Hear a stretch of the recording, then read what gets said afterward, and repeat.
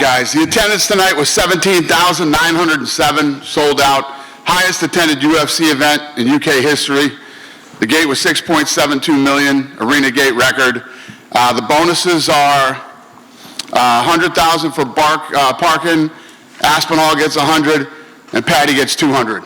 Nice. Congratulations to all of them. Dana, good morning. Good morning. Bilal Muhammad's new welterweight champion. Curious your thoughts on the main event, on his performance and Leon Edwards' performance. Wasn't a barn burner. Yeah. Do you think maybe Leon kind of, to me, looked a little bit lethargic? Maybe the time was hurting him a bit more than Bilal. Do you think that was a factor? Or do you think Bilal's pressure was just too much for him to overcome? I have no clue. You're going to have to ask Leon how he felt and what was going on. And, Bilal, I know Bilal's been training with Habib, so his performance was, what you would expect. Well, in the past we've seen these dominant champions get an instant rematch. Do you think that might be the case here, or do you think it's better to just have Leon rest a little bit? Yeah, let him rest. But we're talking about other things right now. Okay. Tom Aspinall, 1 minute, got him out of there. Kind of different from the main event, right? Just came in there and blew him off. Do you think that John Jones fight is getting bigger and bigger? Yeah, there's no doubt about it. There's no doubt. Whoever wins the fight between John Jones and Stipe is a great fight for Aspinall. Have you spoke to either of those two about that? Because I know both of them have said maybe this is their last one. Have you spoke to either of them to get their temperature? It doesn't even matter. Whatever's going to happen when they fight is going to happen, and we'll go from there. But as fans, we can all say, ooh, that's a fun fight, no matter who wins. Speaking of John Jones, the 12-6 elbow rule has been overturned, and there's some talk about he wanted his loss to Matt Hamill overturned. Is that something you can even look into, and is that something you would like to see? I've been trying to do that since it happened. So yeah. I think I wanted it more than he did. So it hasn't worked out too well though. Right. But I've been fighting for that for a long time. You had an incompetent referee, a guy who we can all agree now. Maybe I sounded like an asshole back in the day, but now we can all look back and 100% say that a guy that was completely incompetent at a time when the Nevada State Athletic Commission was at its weakest, the guy who was running it was a zero. Mazzagatti should have never been in there, and the list goes on and on. And that thing should have been and should be overturned, and I've been fighting for it for years. All right. Two more quick ones outside of tonight. Every time you get on a press conference, the fighters manage to get you to up the bonuses. Do you think there's an argument that maybe you should just up them? I think tonight showed that we should not, no. Oh. Upping them doesn't change anything. It doesn't make anybody fight any harder. It doesn't change anything. I'm not doing this again. Ever? Today was the last day that I'm doing that, yeah. Not saying that in the future the bonuses couldn't get up, but I'm not going to be at a press conference and say 200, 300, fucking never again. Never again. So you can thank everybody on this card for that. Damn, dude. Yeah. Nobody fought any harder. There was no sense of urgency. Holy shit, I want the 100,000. 7 straight. Who gives a fuck? It's fucking 7 o'clock in Vegas, so whatever. Yeah. Never again. Okay. 7 straight fucking decisions. Yeah. The 100,000 was a real big fucking woo-hoo. Let's get it, boys. Fuck that shit. Never again. Okay. And last one from me. The Sphere card was announced. I know you're not scared of competition, but the T-Mobile is running a Canelo fight that night. It's Mexican Independence Day. Is that something you expected them to do? And who wins that night, right? Is your Sphere show going to blow them out of the water? Do you think it's going to divide the crowd? What are you expecting from them? Yeah, I didn't know what they were going to do, to be honest with you, but it's Mexican Independence Day. So you had to assume there were probably going to be some Mexicans fighting other than our Mexicans that night. So, like I said yesterday, I said it is what it is. Here we go. Dana, see how it plays out. Right next to him. I know you gave him the bonus, but what did you make of Patty's performance? And on the flip side, what did you make of Bobby or King Green now, shooting for that takedown, knowing that Patty is such a high-level black belt? I don't think that, when you're in a fight like that and you get into a scramble and, shit just happens in the moment, and I'm sure that's what happened to Bobby. I'm sure he wasn't thinking, oh man, I better stay off the ground. And you know, Bob King has done a great job, anywhere a fight goes, and he's looked great lately, and you know, I'm sure he wasn't concerned or wasn't thinking at the time, and he got caught. I mean, listen, Patty's one of those guys that everybody talks shit about, and everybody wants to fight him, and everybody wants to call him out, and he keeps winning. And he looked damn good tonight. That's why he got the $200,000. I mean, I don't think Bobby Green has been submitted since like 2009. So, yeah, congrats to him. That's the guy that came out tonight and looked like he wanted an extra $100,000. And is Patty a guy that you're going to try to keep in this region? Because he's fought in Vegas, but when he fights here and he gets that entrance and just the reception from the crowd, it just feels like he's on another level of superstardom. Yeah, listen, everything here is that level, as long as you don't go to fucking 7 straight decisions. I mean, you do anything here, and we fucking open the show and they're singing songs and shit. It's just, England's different, man. England is different, and when you come out and you put on an event and you perform, you feel it here. Now, what did you make of the Mokaev and Manel Kopp drama? Like, you know, they had that run-in at the PI, they had that run-in at the hotel. There was so much bad shit that happened in the behind the scenes with that thing, and yeah, not good.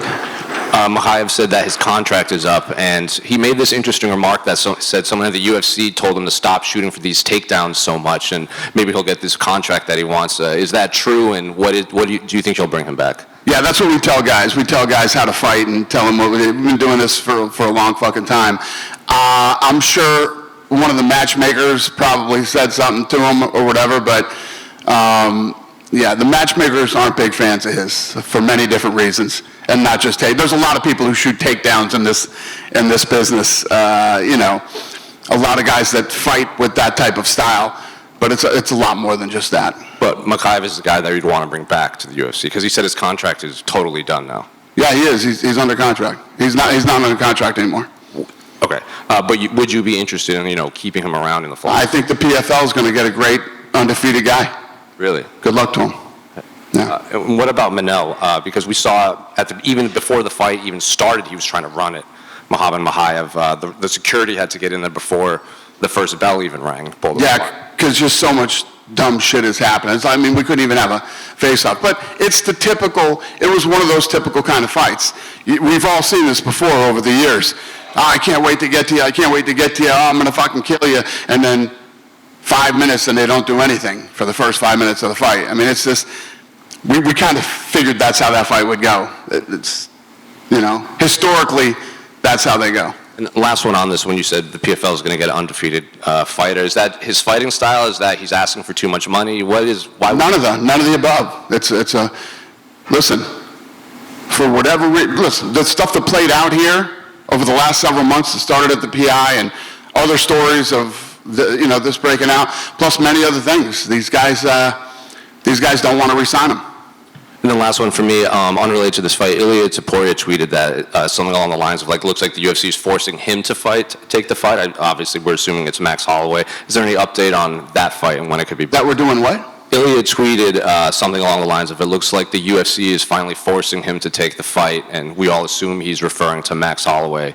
Is there any update on that fight? I don't think you ever have to force Max Holloway to fight. But Volkanovski said. Yeah, that's funny.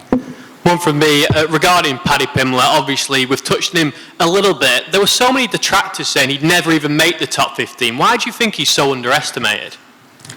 What's that? Why is he so underestimated? Is that what you're asking me? Yeah. I don't know, man. He's just one of those guys that I think that his personality or whatever it is, people aren't afraid of him. I don't know. I can't explain it. I can't, but, he showed tonight. You don't have to be afraid of him, but you definitely better worry about him. And now he's in the top 15, so, and he's never lost in the UFC. So, he's the real deal. And we've had some... I know this, too. He probably fucked up a lot of parlays tonight. Obviously, we've had some massive stars in the UK, the likes of Michael Bisping, but what Tom Aspinall did tonight was just amazing. Do you think he's got potential to become the biggest UK MMA star we've ever had?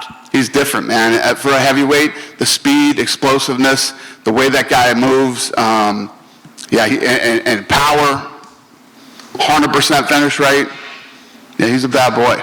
Perfect. Last one from me. Obviously, you said that Belal and Leon didn't produce a barn burner. Is there any chance that Leon gets another shot against Belal, or just take Belal in a different direction now? No. Leon's done great things. We love Leon. He's a great kid. Let him rest, relax. He looked flat tonight. Again, he hasn't been out here yet, right? Yeah. I mean, you guys are going to have to ask him what happened, and then I'll read about it while I'm flying home. And we'll go from there. But right now, we're not thinking immediate rematch. Dana, just mentioning Tom Aspinall there, I know you mentioned that he has the potential to be the UK's best ever fighter, but Michael Bisping mentioned yesterday during a Q&A panel, he said he can see Tom going on to dominate the heavyweight division for years to come and go down as the greatest MMA fighter of all time.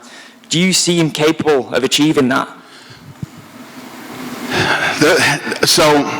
Yes, I mean, this guy, to put that on him right now, he obviously has the ability to dominate the heavyweight division. What he did to Curtis Blaydes tonight, I mean, let's be honest here. Curtis Blaydes is not a guy you walk right through. He walked through him tonight like it was nothing. So there's no doubt about that the guy's got the talent. But when you start talking, he won this fight tonight, he could be the greatest of all time. Again, you know how I feel about John Jones. It's just, you got some big shoes to fill, and you got a lot of people to wreck, before you even start talking about even being within John Jones' universe, in my opinion. As someone who's been around the fight game as long as you, just curiously, have you ever seen a heavyweight move like Tom Aspinall? No, he is special. He is absolutely, positively special, and we obviously expect big things from him. And just touching on Paddy Pimblett as well, his star power, we've known that since the first fight at the Apex a couple of years ago. It's just continued to rise, and back-to-back wins over Tony Ferguson and Bobby Green, huge names on the record.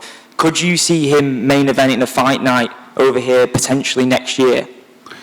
Paddy, yeah, you can do anything with Paddy. I mean, the guy's a superstar. There's no doubt about it. And everybody who keeps doubting him, he keeps proving everybody wrong. And tonight, again, we're talking about how he's never lost a fight. But again, tonight was a big test for him, and he breaks into the top 15 and did it impressively against a highly motivated, very talented guy. Final one for me, just away from this card, Alex Pereira has been looming over the heavyweight division. He wants to move to the heavyweight division, and he hasn't been looming over the heavyweight division. People have been saying he should go to the heavyweight division. He did call out the heavyweight champs he wanted to fight after UFC 300, I believe, and he stepped up for you guys so much this year. Is that something that you'd love to see at some point? Maybe not necessarily the next fight for him. Weren't we just talking about Tom Aspinall? We were talking about Tom Aspinall, yeah. Greatest ever? So maybe Pereira versus Aspinall at some point. Powerful, agility, speed. So you think he should move up, and you think he should fight Tom Aspinall? I mean, the fans want to see it, Dana. Yeah. Do you want to see it? Well, I'm asking you. You think it's a good idea? We were just talking about how he's... Yeah, I think it's a good idea. I think if Pereira wants to do it, Tom wants it. So I should move Pereira up, a guy who's fucking superstar in that weight class and looks great. And I think the fans are greedy and they like the idea of dream fights. I'm sure it's a dream fight that you've seen on the internet yourself. I mean, you got any more questions for me? I'm saying Jones moving up to heavyweight was the dream for a long time. We've got that. So I feel like that similar storyline is going to happen with Alex Pereira. Well, you got Jones fighting Stipe. Whoever wins that, they fight Tom Aspinall. Where does he fit into this right now? There is a lot going on. There is a lot going on for you. I agree with that.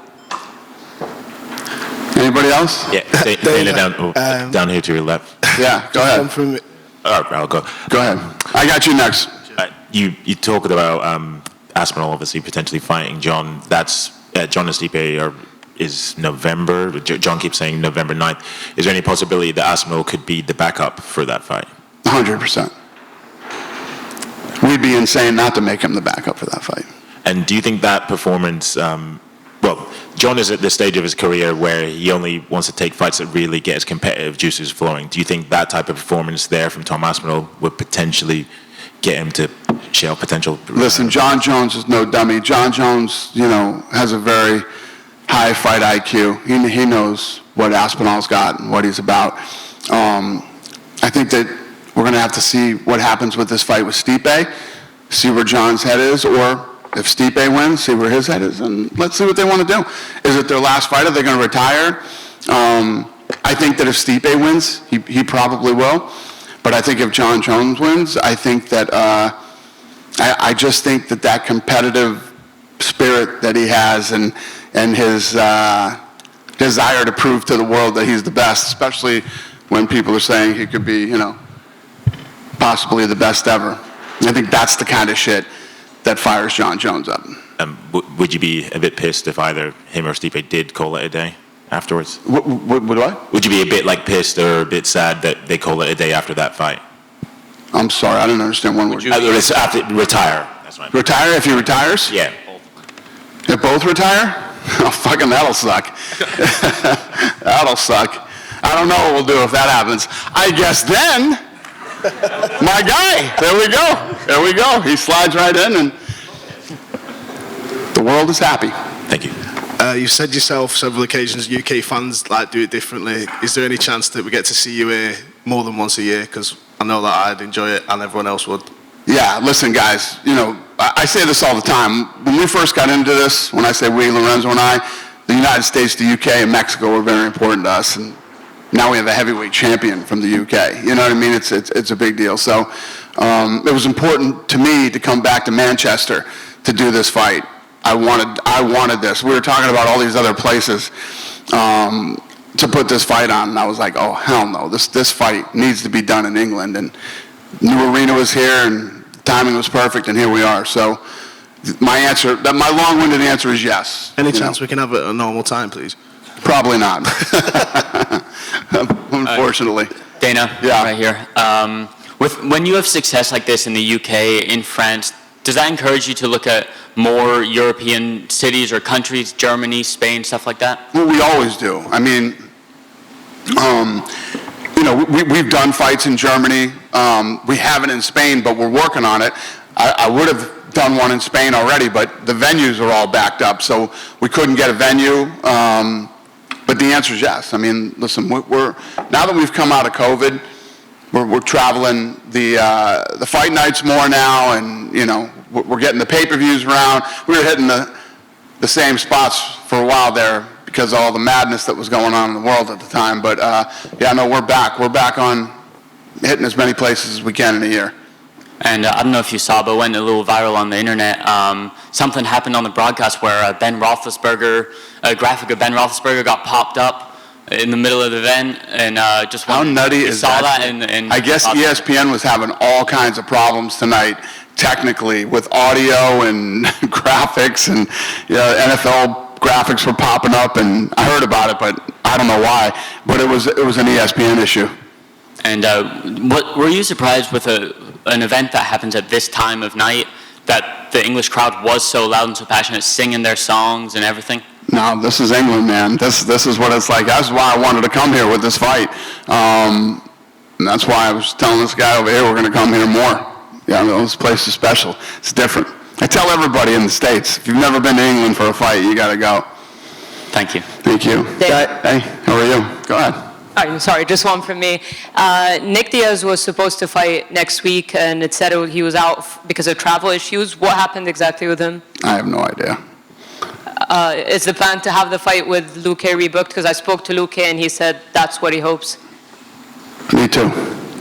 Does that mean, how confident are you that Nick Diaz fights this year? Not very.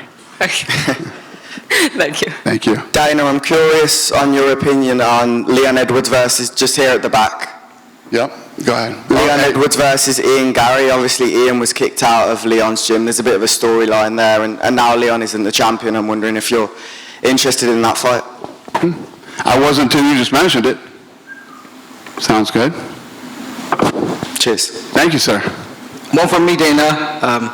Yeah. Over here. Yeah, Just go ahead. on your other side. Okay. We've loved to see you bring the UFC to Manchester. When do you think you could next bring it back to Manchester? Maybe 404? Bring it back to Manchester? Yeah. I haven't left yet.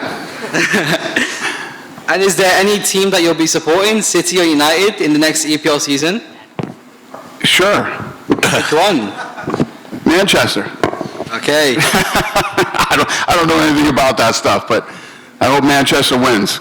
Thank you. I have no skin in any game, so I'm going with Manchester. Dana, down here again, to your left. Yeah. You touched on the different markets where you want to crack. Gentleman brought up Spain there. One that you talked about last December was Africa, and you said that you'd held talks with Rwanda and another couple countries about hosting it. Has there been any movement, any progress on that? I'm sure there has, but off the top of my head, I don't know. I haven't talked to my guys about that yet, but obviously this fight that's going to happen in Australia here coming up will determine, our next trip to Africa. And I know everybody doesn't want to count South Africa as Africa, but I do. So more than likely, our first fight in Africa will be South Africa. And like I said, we are working on other venues, but I don't know what progress has been made or what's going on with it right now. All right, thank you. Cool. Yep. Yeah, just over here. You just mentioned that you were interested in a fight between Ian Gary and Leon Edwards. Could that be a fight that could headline a card in Dublin? Well, he said that, and I said I didn't think about it until he said it. But then he said you were interested. I said it's a good idea. I don't have a venue or a plan or anything yet, but I don't know if that's a fight that we would make, but I don't hate it. So I don't know. Is Dublin in the thought process at all, or is it dependent on Irish results, which haven't been the greatest lately? Dublin's always on my mind. That's why we were going to do that press conference there. I really wanted to do that, and see, the answer is yes. We will definitely get back to Dublin. It's just a matter of when. Thank you. Thank you, sir. Then to your left. Yeah. Right before the main event, Bilal Muhammad's corner put the Palestine flag behind him on the fence, and what it looked like from press row was they were told to put it down. So I was just wondering, because there were other flags shown throughout the night, if that was kind of random, or if that's a policy thing because of the war. Like Bilal Muhammad's corner had the Palestine flag behind him, and someone told them to put it down. So was that random, or is it like a policy thing because of? He put a what? Palestine flag. Oh, Palestine flag, and somebody said take it down? Who said take it down? I don't know who it was, but it looked like it was someone from the UFC. There was like two people just like telling them to don't put it on the fence. It looked like there were people from UFC? Were they wearing fucking UFC hats or no, I mean name tags? Otherwise, I wouldn't have been right at the octagon. I have no idea. There's no like new flag policy thing because of anything. I have no idea. I get what you're trying to do, but I have no idea. I was just wondering because. Yeah. I know what you're trying to do. I know what you're trying to do. Yeah. Good try. I have no idea. But good try. You guys love to do that shit. Have a good night.